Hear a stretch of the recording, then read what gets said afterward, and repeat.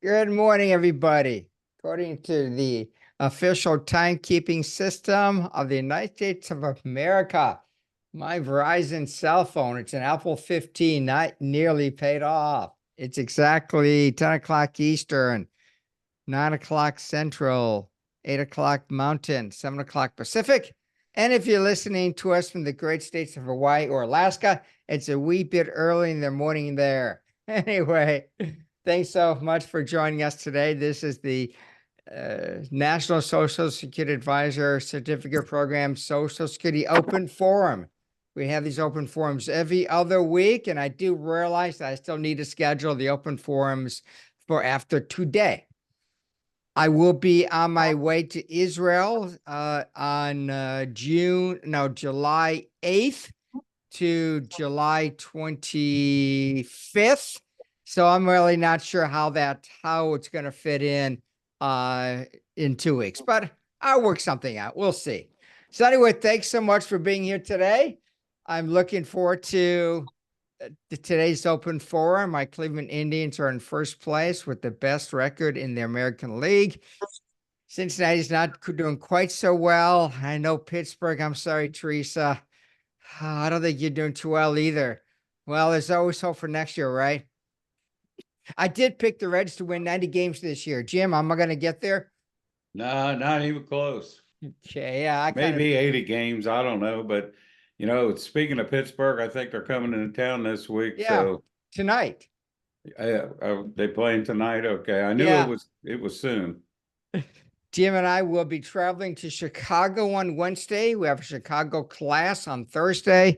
We're going to also be in Kansas City in August and Cincinnati in September. And I invited everybody who's attending our Chicago class to join us for dinner on Wednesday evening. And I have quite a few people who will join us for dinner on that day. So anyway, so let's kind of move things along here. That's enough of the propaganda and commercial stuff.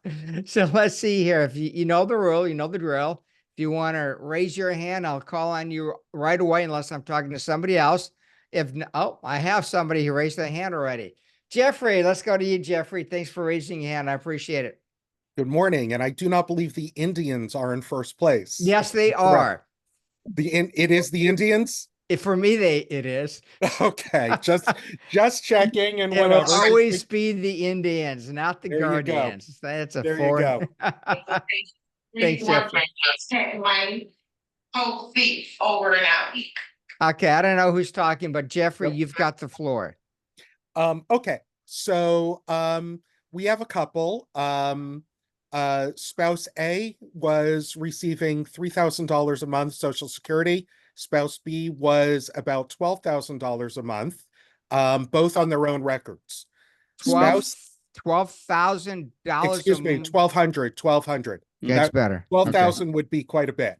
Yeah, that'd be nice. It wouldn't it? Spouse A passed away.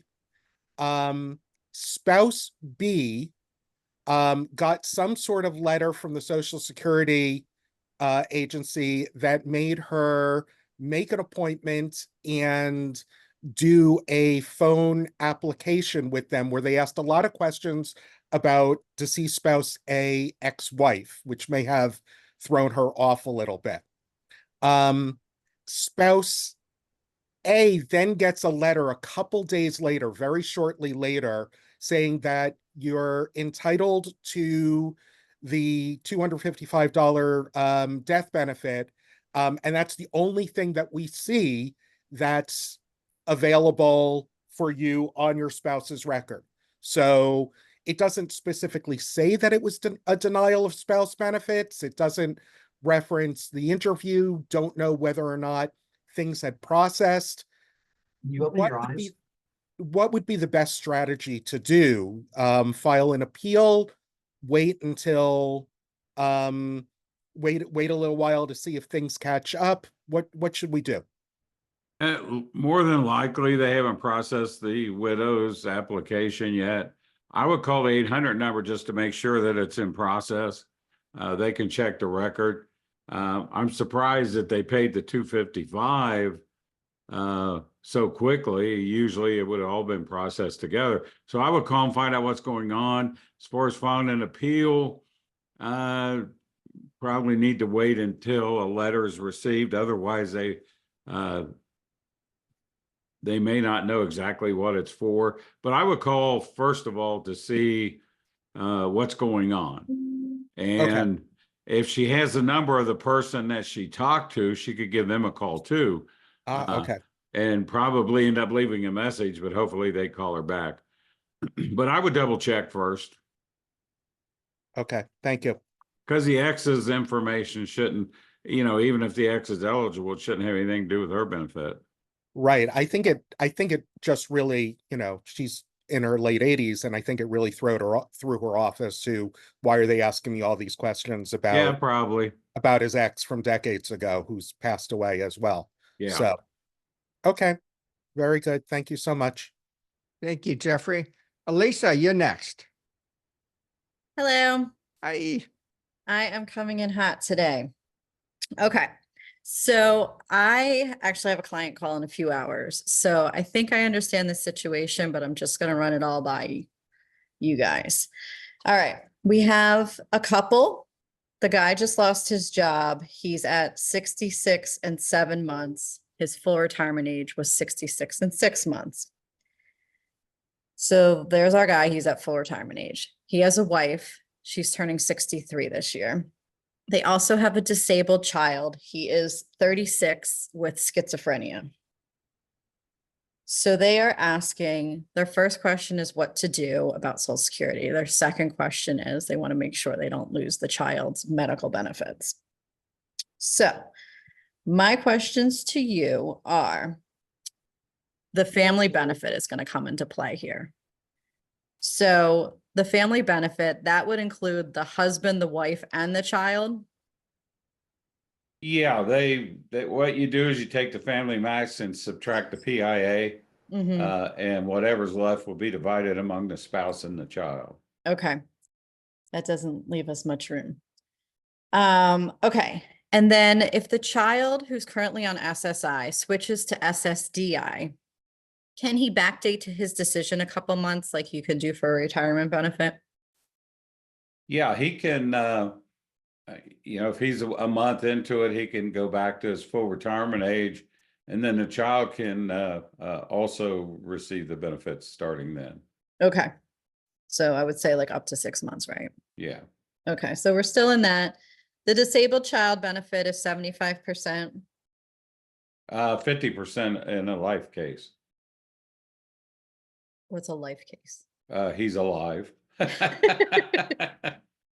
He's, if the parent was deceased, then it's 75%. Oh, okay. The parent's living, it's 50%. I got you. And then there's a spouse caring for a disabled child benefit. And that looks like that's also 50%. It's not reduced for age, so that's what the wife would want to file for to see if she's eligible. right. The child has to be, pretty much needs 24/7 care, but it never hurts to ask.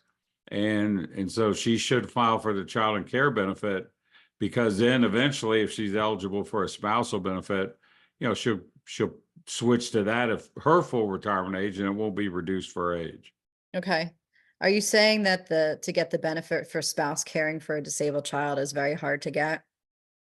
It's not, well, it just depends on the disabled, the condition of the child, but it's not just because he's disabled.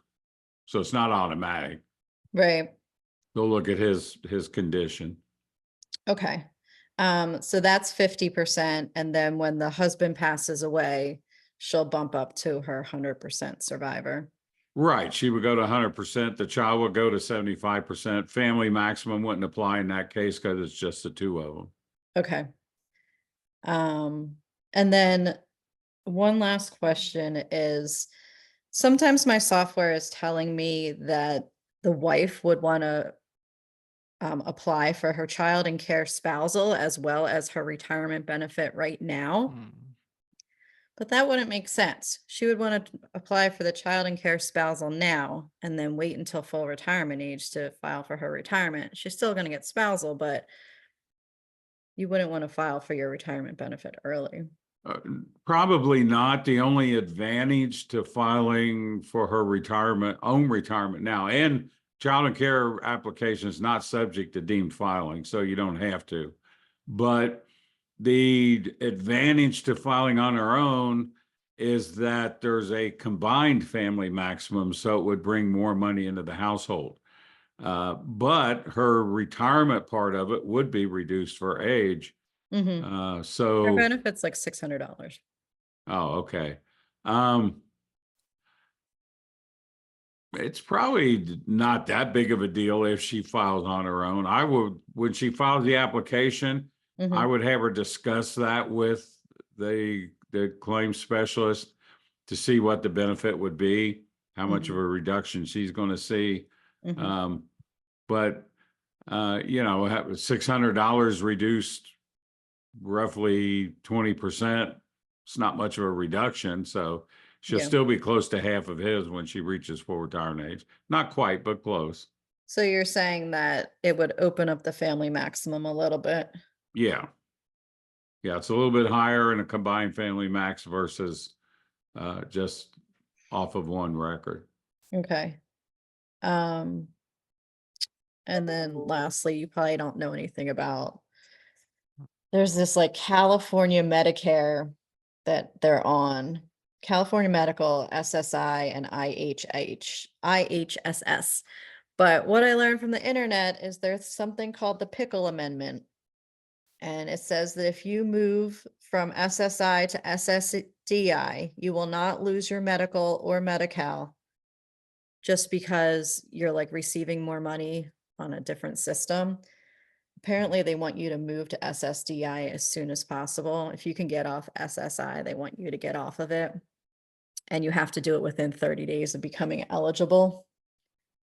Yeah, well, the thing is SSI would require he file for the Social Security benefit. There's no choice, because if Yeah. he refuses, they'll just terminate the SSI.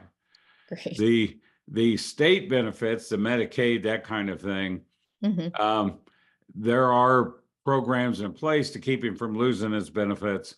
Eventually, he would become eligible for Medicare. Mhm. And then that saves the state a lot of money. So they do want him they also want him to file as well. But the SSI would terminate if he didn't file for the child benefits. Okay. The father was like Uh, looking at not filing for Social Security so that like the child wouldn't lose his medical benefits. Have him call their caseworker at Job and Family Services, and just talk to them about it, and that should resolve their fear Right. that he would lose Yeah. its benefits. We need to move on though, Lisa, okay? Okay, all We have done. a lot of people Yeah. on. Yeah, okay. Thank you very much. Let's go to Joyce. Hi, Joyce. You unmute, Joyce. You unmute. How are you? Yeah, there you go. All righty. So I'm going to carry on Lisa's. I'm talking with a lady that is a postal worker making about close to 78,000 a year. She's widowed. And I do apologize for jumping in late on this call, but boy, I jumped in right at the right time. She's widowed. She's current age 56. She does have a disabled son. And I knew that she could wait to 60 and file for her spouse's Social Security. Would she's trying to get out. She's trying to retire before 60. The question I have is, should I have her look into applying for her spouse's? She is the caregiver for the disabled child. Should we be looking into her applying for Social Security benefits from her husband now? Yeah, she can file for the child and care benefit. Now, if she's currently still working, she is subject to the earnings test, so might not want her to do that until she retires, but is she under FERS, do you know, or is it civil service? She's under FERS. Okay, So, so and that no, was gonna be my next question. Do we have an offset? no. FERS is not subject to WIP or GPO. All right, and so but she could she no, never mind. So child and what Child is and it? care benefits. She can apply for that Child at and any care age. benefits. She doesn't have to be 60 or 62. I can't remember. Did you say her Okay. husband's deceased or? He is deceased. Okay, so she doesn't have to be 60 to apply for the child and care benefits. Okay, but it's gonna be, whether she gets it now or not is gonna be dependent on his level of care needed. Yeah, he pretty much needs assistance feeding himself, dressing himself, 24/7 care. You can't leave him alone. Yeah, she's working and she does have a daughter that lives in a separate apartment off the house. So there is somebody with him all the time. That's worth filing for. Okay, perfect. I'd suggest she file as soon as she stops work. Yes. Okay, I mean, and if she knows, say she's gonna retire August 1st, she could go ahead and file now, but you could file up to 4 months in advance, but right now she's subject to the earnings test. Once she retires, she won't be. Okay. This is wonderful news. All right, that's it. I appreciate it. Thank you. You're welcome. Thank you. Let's go to Michael. You raised your hand, Michael. You're on. Hey guys, can you hear me? Yep, definitely. So question, my best friend just passed away and he was on Social Security disability. He's 51. His spouse is 53. My understanding, it doesn't sound like the spouse can claim any benefits at this time. Would that be right? Yeah, unless she's disabled, she would have to wait till age 60. The only thing she could file for now is a lump sum death benefit. Yeah, that's what I thought. So I just wanted a confirmation on that. So, okay, Right. Any Yeah, kids? sorry to hear about your friend. no But kids, no any, kids, no kids. Okay, fine. no kids. Nope. Thanks. Okay, thanks, Michael. All right, Alan, you're top left. Alan Walters, you're up. You unmute. Anything you want to add? There you go. No, I'm just listening in on all these questions today, Hey. that's all. Okay, thanks, Alan. Robert, you're next. No questions today, just listening. Okay. Paul, you're up next. How are the Astros doing, Paul? They're starting to come on back, but I'm a Okay. Red Sox guy. I'm a Red Sox. Are you guy. Red Sox? Yeah, Okay. yeah, they're starting to come back too. Okay. Move on. I'm I- all set, partner. Okay. Aaliyah. I'm all set. Thank you very much. Okay. Teresa. Yeah, I couldn't hear you. No, still okay. Let's go to Lynn. Lynn, have we gone to you yet? I don't think we have. I'm good. Just here listening. Can't wait till Tuesday. Head to Chicago. A Thursday. I head to Chicago on Tuesday for the meeting on Thursday. Yeah. Enjoying a day in Chicago. Fine. Enjoy, because I won't be there. Okay, that was So missing does that make it something. more enjoyable because you're not there? Well, so Lynn, Now, we will. I didn't say that. I believe we'll see you in at dinner that day, right? Dinner on Wednesday. Yeah. Great, thank you. Susan, you're next. Is that Sue or Susan? Susan Mousy, Moussi. Thank you. It's Moosey, but Moosey, that's not a okay. correction. I just thought in case you wanted to know. Just correct me next time too then. Okay. A couple of forums ago, I was asking Jim about a situation I had with a client with Medicare. She had not qualified for the free Medicare Part A because of her employment with the state.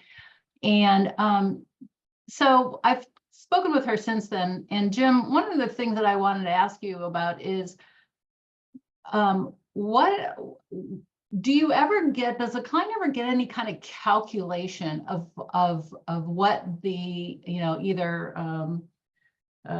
Social Security or CSMs indicates as being either an overpayment or underpayment? She indicates to me she's asked for a calculation because her calculations don't match what they say, and she is never able to get a calculation. Well, they should be able to, is it for Social Security benefits or? This would be Medicare for payment? Medicare Part A underpayments. Oh, okay. For the premium Part A? Yes. Okay. Yeah, they should be able to give that to her. Social Security should be able to pull up there's a sheet they have that would show her payments, what she paid, what she should have paid, how much her premiums were and when she paid. So, paid versus should have paid. Does it make sense to you that they would tell her that she would have to contact a different agency to get that information? She should be able to get it either from Medicare or Social Security. It doesn't make sense. I don't know who else she would contact. They were to be the only ones with the info, but they would have that information in the local office. I think she was being told to go to Medicare and go to their payment or billing department for that kind of information. Does that sound right to you? I guess it could, because they would have the records there as well. Did she call the 800 number, the Medicare 800 number? I don't know which number she called. I know she called, she's spoken with them. She's been promised that she'd get this information and doesn't get it. So that's about all I can share with you. Yeah, I tried going into the office and asking for that printout. A printout. Okay. Thank you. Thank you, Susan. Sean, you're next, Sean. Yeah, this is my first time here, so I have no questions as of right now. Thank Okay. you. Sean, have you taken the test yet? No, I'm going through the course a second time. Okay, on demand, So- I guess. Yes, I'm on demand. Yeah, Okay, great. Okay. Well, thanks for being here, Sean. Appreciate it. sure, no problem. Okay, Sue, you're up, Sue. I put you on mute, Sue. There Can you you go. hear me now? Mm-hmm. Yep. Okay, thank you, Dynamic Duo, and hope everyone's having a good morning. Yeah. I think last time everyone was on NSA, you covered someone at 62 filing, and then basically they're into that set payment for life, unless, say it's full retirement age, they stop, and then they can benefit from like the 8% increase up until age 70. Is that correct, please? Yes. Okay. You can excellent. voluntarily suspend at full retirement age and earn delayed retirement credits. Okay, good. Last night on 60 Minutes here in Massachusetts, anyway, they were having a section on Social Security, recipients receiving too much. And Social Security said, well, we didn't know you were receiving too much. The people who were receiving too much said, well, we didn't know either. And then because of the show or whatever, it went to the head of Social Security and they said, okay, you don't have to pay. Okay. Now, is that because of usually backlog and 2 years in arrears looking at income or anything like that? And have you heard anything about it where Social Security is saying, okay, you don't have to pay, say, the 50,000 extra? Yeah, their Social Security is looking at changing some of the rules with their overpayment, but you're still, if you're overpaid, normally you have to pay it back. I didn't see the segment. I think it's a repeat. It was on before. I Yeah. didn't see it the first time either, but wish I'd have known it was on. I would have watched it. Probably the reason they didn't have to pay it back is because it was made a big deal on TV. And so they felt the pressure to probably waive the overpayment. But normally when someone is overpaid, they'll receive a notice in the mail. Whether they knew it was going on or not, they're still overpaid. And Social Security wants them to pay that money back. Now, there's no penalties or interest, and you can elect either to pay back all at once, for them to take all of your checks, or you can elect monthly installments. If you're financially unable to repay the overpayment and it wasn't your fault, then they can waive it. So maybe they determine these people, they went ahead with their allegation that they didn't know about it, so they're without fault. They must have determined they can't afford to pay it back to go ahead and waive it. So. Yeah, well, maybe you can Google it and pull it up. I found it fascinating, especially that end segment. And let me ask you this, why is both sides not knowing there's an overpayment? Is it software, or is it just the rules looking back 2 years or whatever it is? Well, sometimes it takes a while for stuff to show up. So if somebody's working, Social Security is not going to know about that until next year or somewhere down the line. There's all sorts of reasons for overpayments. And so there's no time limit on it, but you know, if the person is working and they don't know that an earnings test applies, then they don't know they're being overpaid, and Social Security wouldn't know about it till maybe a year and a half later. So, you know, there are situations where that does happen. Okay, and Jim, because you're the expert, you know, you were in the trenches and everything. And I love the name of this show. It's called Situational Social Security, okay? Yeah.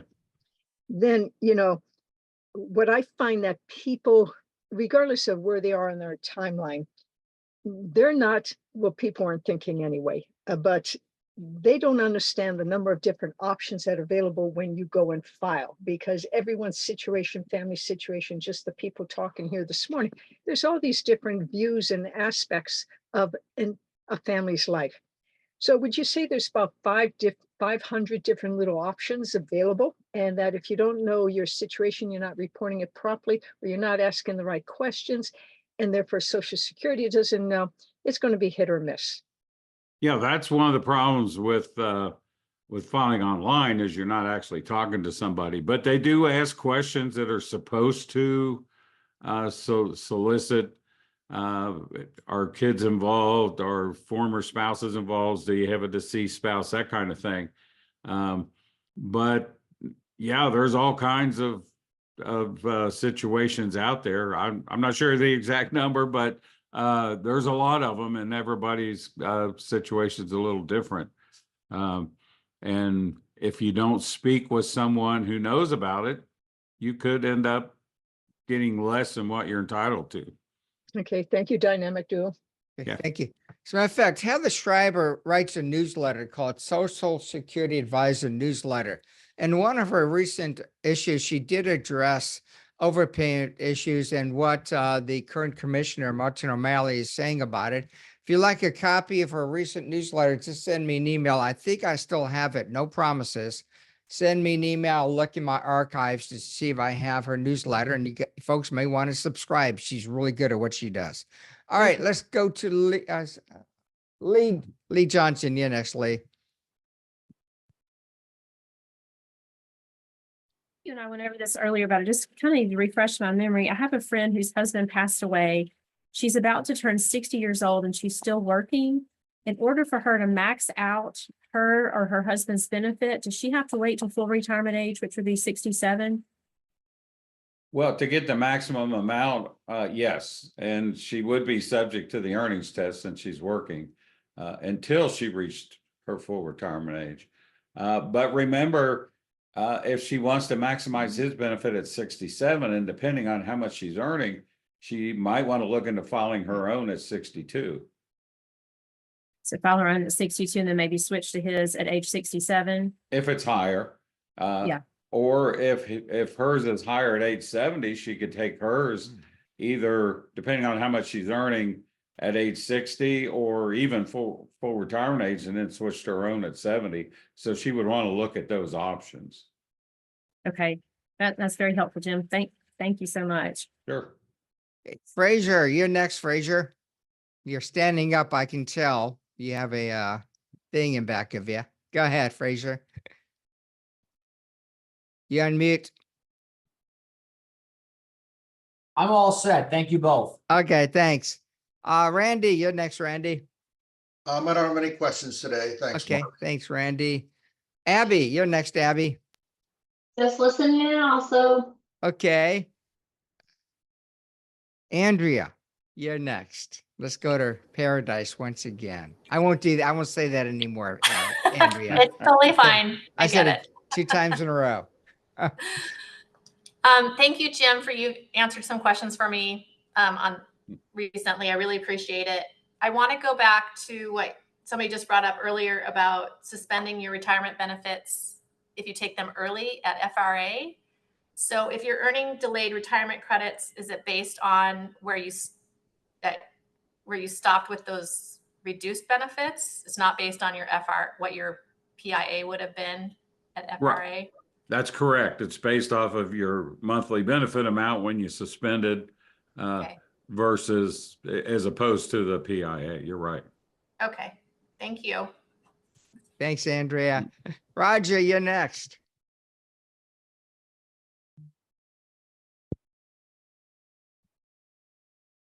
Roger Potter. There you go. Sorry, That's I had a okay. problem with the mute button. I am just listening today. Thanks. Okay, thank you.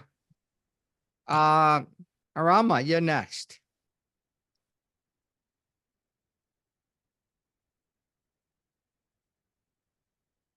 Anything you want to say, Arama? You Okay. gave a thumbs up. Okay, sorry, Yeah, I give a was thumbs up. responding to an email. All right, John, you're next. Mendoza? Yeah, I guess so. Your last name is not on there. Okay, sorry. I'm good. I'm just listening today, believe it or not. Okay, thank you. Let's go. Let's see. Jeremy, you're next. Just listening today. Thanks, gentlemen. Okay.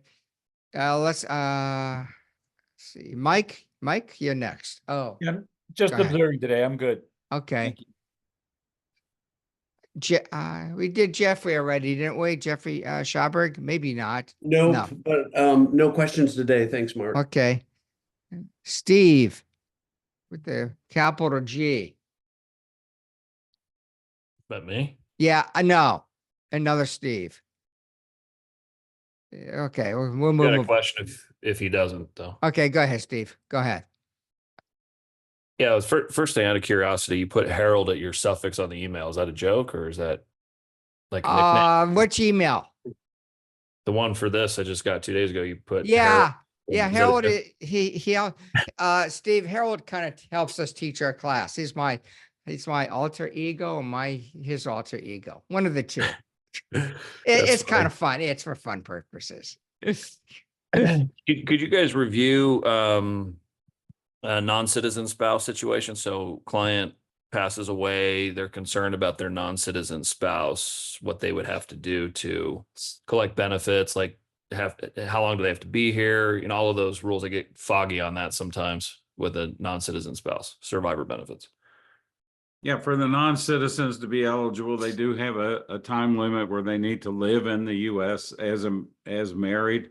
Whether it's survivor benefits or just a spousal benefit, you could be eligible for that too.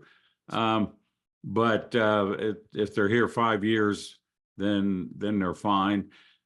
If they're living in the US, then there's not going to be a problem receiving the benefits. If they want to move back to their country of citizenship, it depends on the country, how benefits may go. Normally, if you move outside the United States and you're a non-citizen, you can get benefits up to 6 months and then they terminate until you come back to the US for 30 days.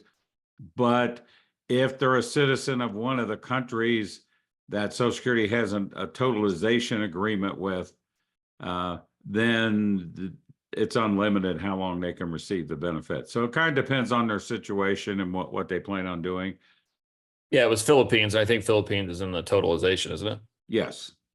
Yeah. So as long as, because that is what happens. I mean, I have like 2 or 3 of these I've come across in the last decade where they just want, they're a widow or a widower and they just want to go back to Yeah. where the people are. So if it's Philippines or anybody on the totalization, any country on the totalization list, they're good. It's like they're here. There's no issue. Right, right. Okay. They don't have to necessarily go back to their country of citizenship. But if their country is a totalization agreement and they move to another country with the totalization agreement, they're still fine. Okay. Benefit wise.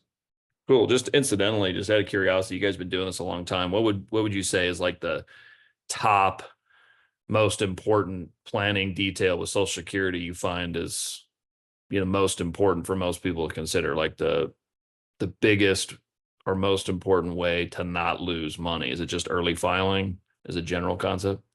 I would say just planning ahead and trying to figure out what you want to do without just automatically applying. So before you file, and that's the key, before you file, look into your various options and your situation, and then determine when is the best time to do that. Cool. Thank you. Sure. Now, we have quite a few people on today's open forum. I don't think we're going to get to everybody. So if you really have a question you want us to answer, just raise your hand. And I see some people kind of sneaking in. They're just joining us and they're moving up in the grid. So I'm just kind of going according, left to right. Gus, you just joined us, but you're next. So Gus, go ahead. Good morning. And thank you for the, I'm sorry, I didn't mean to jump in the. No, it's not your fault. It's just, Zoom. Go ahead. My question is, how many years does one have to contribute to Social Security? I mean, in order to get benefits, I think what I grew up with learning was 40 quarters. 40 credits. 40 credits. That's basically 10 years of work, 4 years, 4 credits per year, 10 years of work, and you're eligible for retirement benefits. What about immigrants, for example? The ones Jim, that you're on that one. Yeah, they still need the 40 credits. Okay. They are potentially eligible, say, for spousal benefits or survivor benefits, but for their own work, they need the 40 credits. Okay, regardless of their age. Regardless of their age. Gotcha. That's it. Okay, thanks. Tammy, you raised your hand. Go ahead, Tammy.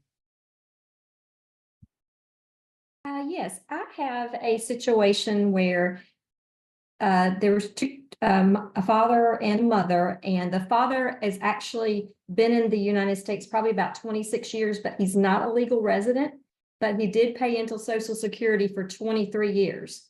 Then he passed away and he has minor children.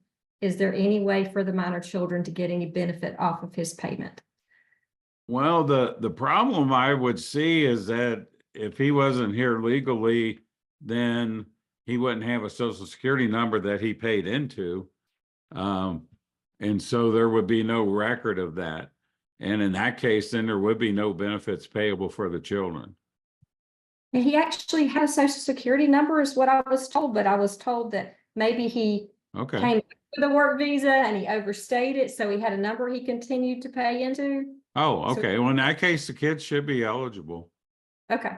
And what about if one of the children was a stepchild and they're permanently disabled and the father is not in the country and has never supported the child? Can the stepchild draw off of him as well if he was supporting that child? Yeah, if he was providing at least one half of the stepchild support for 12 months or longer, then that stepchild is also eligible for benefits. Okay, thank you. Sure. Thanks, Tammy. Allison, you're next. I have two questions. The first one is for childhood disability benefits under a parent's record. I know that substantial gainful activity, SGA, is for the life of the claim for disability. But when it comes to substantial gainful activity, do they count non-earned income such as an annuity? Like if a person was getting a monthly annuity at $5,000 a month, would that be counted as substantial gainful amount or not? No, it would not count. The only thing that counts for SGA would be employment. So if they're working for someone, then it would count. But other sources of income, such as your annuity, IRAs, inheritances, none of that affects SSDI. If they're on SSI, it would, but not Social Security disability. Okay, that's very helpful. And then I have one last question.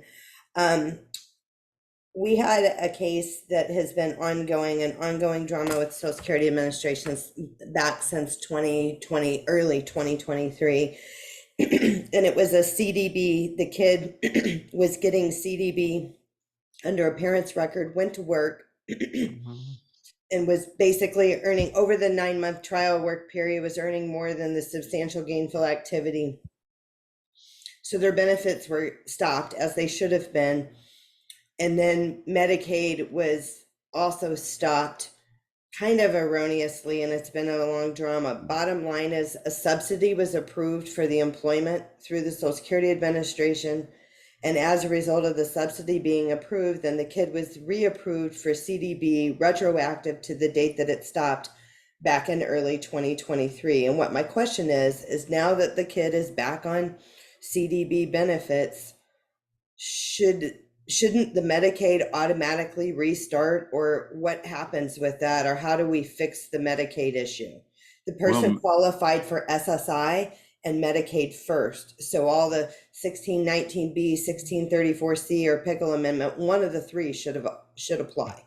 Yeah, it should apply. Unfortunately, it's a coordination issue between the Social Security Administration and your county Job and Family Services.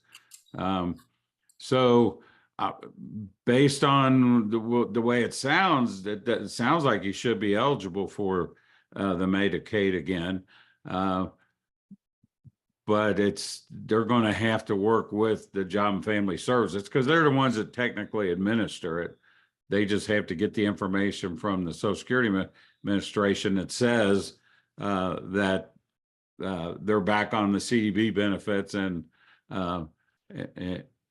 so the amendment should kick in and he should be eligible. But well, we're told that there's some kind of back office system that the Social Security Administration has, that all this time Health and Human Services said that the Social Security Administration had marked them ineligible, but now that the benefits are back on, then the system should show them eligible. And I don't know if we have to reapply or what. So, okay, I don't want to take up too much time. It's a complicated case.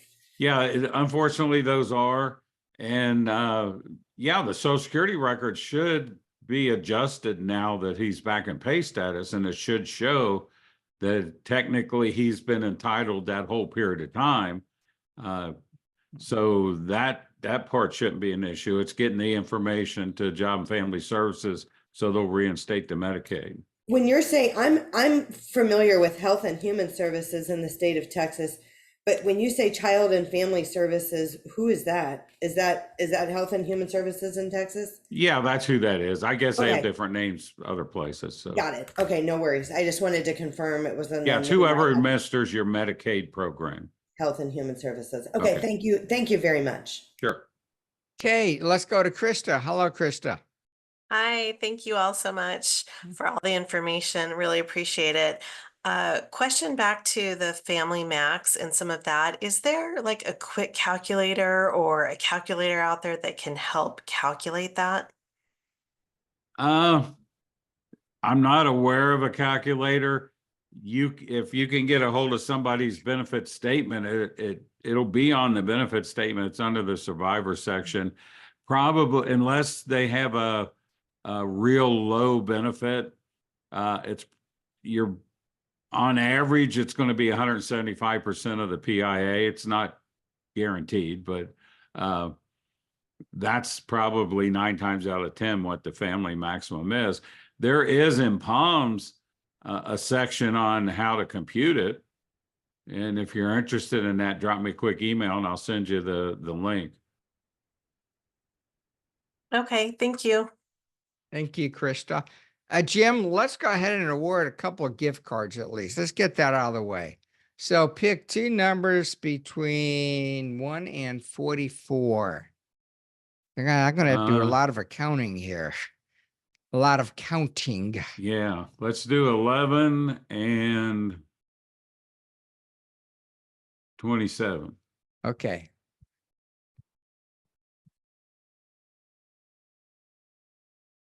Fraser. I think you've won before, Fraser, haven't you? Yes, I have. Well, you win again. What can I Well, say? thank you very much, both of you. Send me an email. You must be paying Jim. That's what it is. You're paying Jim half of your winnings. Is he can, yeah. Okay. So Fraser, send me an Mum's the email. word. Okay. Thank you, Mark. Okay.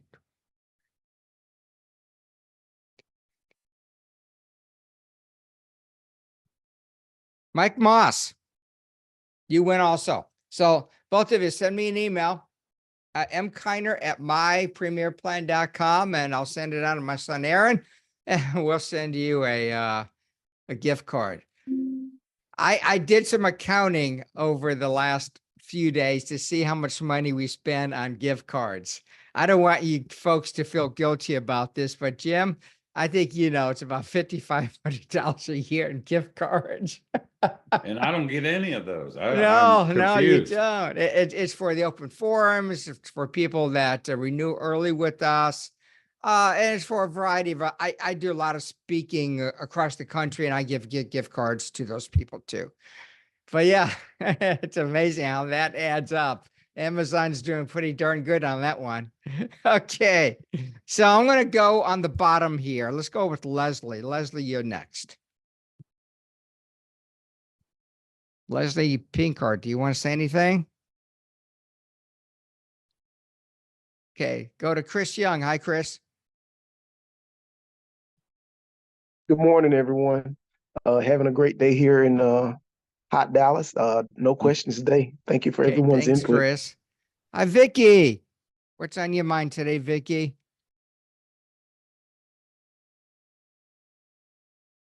Okay, we'll go to Philip. Hi, Philip. You're gonna see us in Chicago, right, Philip? Right. Okay. I am listening today and looking forward to see you Wednesday. Thank you. Skipper, you're next, Skipper. I'm good. Okay. good. Ethan, you're next, Ethan. Just listening today. Thanks. Okay. Mike Fathom. Do you want to say something, Mike? You're the note taker for Mike Fathom. Okay, let's go to Barry Thomas. Hi, Barry. Good morning, everyone. I am questionless today. Just Okay. listen. Thank you. Okay, go ahead. Oh, just listening. Okay, thanks, Vicky. Cynthia, I don't think we talked yet, Cynthia. Am I right or wrong on that one? No, we haven't spoken. I have no questions. Just listening. Okay. Thank you. Missy, you're next, Missy. I'm good, thank you. Okay. Nathan, you're next, Nathan. Thanks, Mark. Thanks, Jim. Good to see you both. No questions today. Okay. Adam, would like to join in, whatever. Adam Solak. Okay. Mike Moss, I don't think, we spoken yet today, Mike? I don't recall. Yes, I just observing today. Thank Okay, you. thank you. And thank you for the gift card. Oh, you're welcome. Don't forget to send Jim his percentage. That's right. Maybe I just split it. I'll send you half, I'll send Jim half. Luke, you're next, Luke. Hey, Mark, no questions from me at this time. Thanks. That's going a little quicker than I thought, folks. Have I not mentioned somebody that would like to speak up? If not, we will just go over some of the questions we've been getting. Jeremy says, how many NSSA class attendees passed the exam the first time? That will cost you $100 for me to give you that answer, Jeremy. but I would say more than 90% will pass the assessment the first time, unless you ask me, then it's going to be less than that. Either the assessment is too easy or Jim and I were just really good instructors. Jim, what do you think about that one? Maybe a little of both. Okay, I hope that answered your question, Jeremy. Okay, Jim, let's talk about the restricted application. What's going on there? Nothing, because it's done. Fried, gone, see ya. No longer in existence, even though we still get a question or two. But the restricted application is no longer available to anybody. Okay. And like I said before, if you send me an email asking if a spouse can collect off their spouse while they wait to age 70, you owe me a $25 gift card. I'm going to make it a $50 gift card. I got to recoup some of that $5,000. Okay. Jim, let's talk about that spousal boost. I'm always a little confused as when how you apply for that. So we review that with us, please. Well, if you're just now applying for your first benefit for your retirement, that application is also an application for spousal benefits if they're due.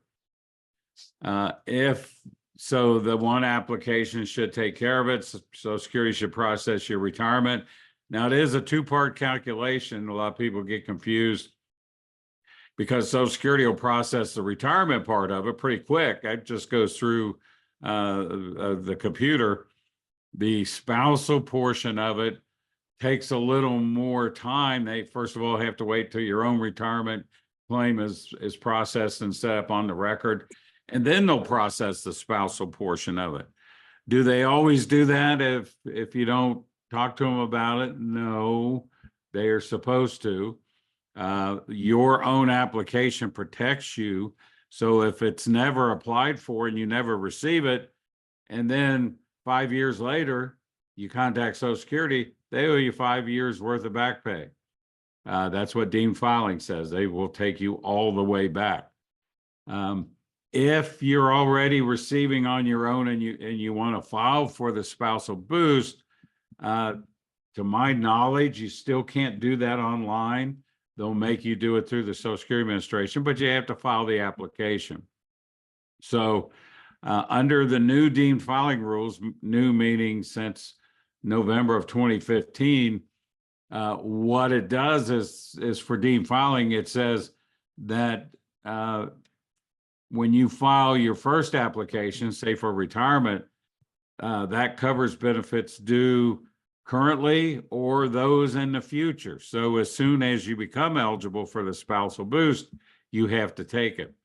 But you're going to have to file an application for that, and you have to do it with people at the Social Security office. Yeah, that just doesn't make a whole lot of sense that you can't file for the spousal boost online. Yeah, it's probably just a glitch in their system. It also doesn't make a lot of sense that you can't schedule an appointment to visit the nice smiling folks at the local office. You can't do that online either. I don't understand, but technology is there to make this stuff fairly simple. Jim, there are 4 benefits you're not allowed to file for online. One we just talked about, the spousal boost. The other one would be for children. Well, the other 2 benefits be, Jim, that you have to contact SSA to file for it. Well, you can't file for the child's benefits. Did you say that? I don't remember what you said. Yeah, kind of, but that's okay, Jim. It's always good to emphasize something, and you wanted to emphasize that. Well, you can't file for survivor benefits, widows, widowers, surviving divorced spouse benefits, and you can't file for the child and care benefits online. So basically, everything else you can file for online. Yeah. Your own disability, benefit. retirements, normally spouses, Mm-hmm. You can file for online. You got it. Jim, what was the last question you answered? Because I think it was a good one. I don't remember what it was. I was this morning, and I don't even remember what it was. So it had to do with I talked about widow benefits. Was it widow benefits? Kind of thought so. I'll tell you real quick here. Okay.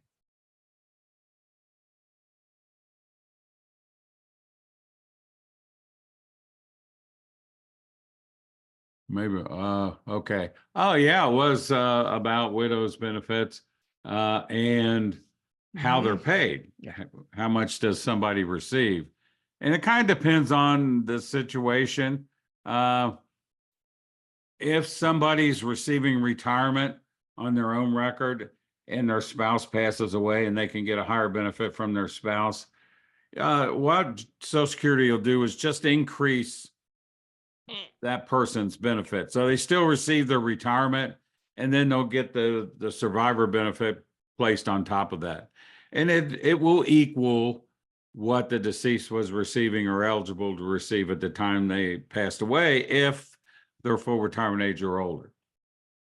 If they're not receiving a retirement benefit on their own work record and they want to receive the survivor benefit, then they just file for it and they just receive the survivor benefit.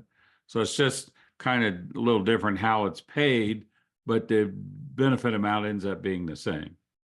Yeah, Jim, you taught me something the other day. If somebody's wife's husband passes away, and we won't say why he passed away. Jim, what's your old joke on why husband passed away before the wife? Because they want to. Yeah. We don't condone that joke, but Jim says that all the time. So anyway, the wife, so she's a widow now, and she is over full retirement age. She was collecting a spousal benefit off his work record while he was alive. She'll be automatically transitioned into the widow benefit. Am I right on that, Jim? That's correct. Nothing to file. However, though, if she's under full retirement age, that's not the case. Will you please explain that, Jim? Well, if she's under full retirement age, if they start the survivor benefit, that will be reduced for her age at that time. So it's not automatically converted to the survivor benefit. There's a form, it's an SSA 4111. It's just a form where the person agrees to take a reduced survivor benefit. So if they want to receive the survivor benefit before full retirement age, you just sign that form, and then Social Security will pay them the survivor benefit reduced for their age. But it's not automatic because they're under full retirement age, and it's going to be reduced. Jim, you and I met with an investment firm about 3 weeks ago now in Westchester. Remember that meeting? Sure. Was it that meeting? No, we met with an elder lawyer in Kentucky. Remember that meeting? I do. Her name was Shelley. And she was really impressed, Jim, that you told her about a form that was something that elder lawyers didn't know about that would help them in working with Social Security recipients. What was that form, Jim? 1600? It's 1696. Okay. It's an SSA 1696. It's a third-party representative form.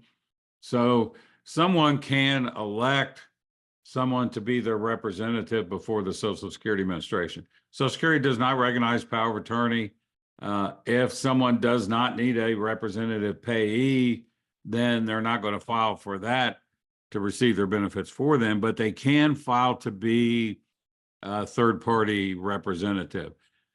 Probably the biggest the largest number of folks that do that are disability attorneys who are filing a claim for before the administrative law judge for Social Security disability benefits that have been denied. But it could be really for anybody. SSA 1696 gives that person the ability to represent their client, their friend, their relative before the Social Security Administration. The biggest problem with it is that oftentimes it's not on the Social Security record. And so they call Social Security to try to talk to them, and they're like, well, we can't talk to you about so-and-so's record because of the Privacy Act, and they don't see that 1696 on there. But that form is available. And she's going to tell all of her lawyer friends about that also. Okay, not much time left. Rama raised his hand, so let's go for it. Yeah, I'm gonna throw just a late bomb here, but could you just give a brief overview of a workers' compensation Medicare set aside arrangement? I have someone that received that form, and they'd like to know a little bit more about it. Well, workers' compensation along with Social Security disability, first of all, there's a limit as to the total amount of benefits paid. 80% of the average wage is all they're going to pay. Depending on the state, either Social Security disability is offset or the workers' compensation is offset. They can still be eligible for Medicare. I'm not sure what form they're referring to there. Send me an email on that, and Okay, I could probably get you a little better answer. sounds good. Thank you. All right, folks, thank you so much. Over the weekend, over the weekend, because we're going to Chicago and stuff this week. I'll send out a list of future update webinars and everything else going on. But I think we have an update webinar coming up relatively soon. Just don't quote me. I think it could be tomorrow. Yeah, Teresa, it's tomorrow. So we'll see you tomorrow at noon for the update webinar. All right, folks, thank you. Bye, everybody. Have a Bye. good trip, Mark. Thanks. See ya. Bye.